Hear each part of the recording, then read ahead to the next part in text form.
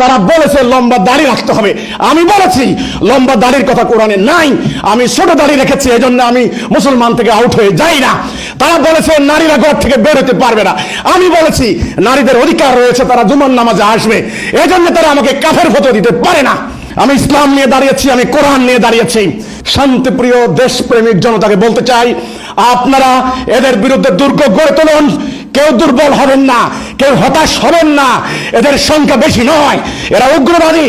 এরা মনে করেছে মিথ্যা গুজব রটনা করে দিয়ে যাকে তাকে হামলা করা যায়।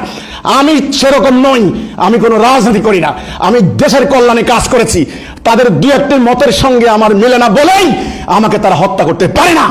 যারা দেশকে ভালোবাসেন, মাটিকে ভালোবাসেন, উগ্রবাদকে ঘৃণা করেন, বাংলাকে ভালোবাসেন, আপনারা আসুন, ঐক্যবদ্ধ হন।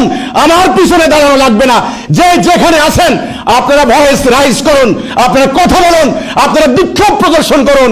আমাদের শত শত নারী শিশুর জীবন সম্পদ আজকে হুমকির মুখে।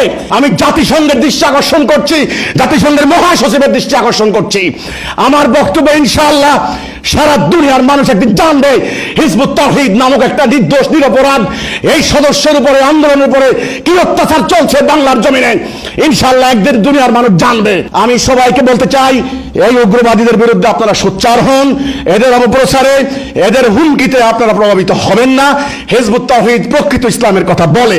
ইনশাআল্লাহ কলেমা তাওহীদ, লা ইলাহা ইল্লাল্লাহ, আল্লাহর বিধান ছাড়া কারো বিধান মানি না, এই আমার বক্তব্য থাকবে ইনশাআল্লাহ।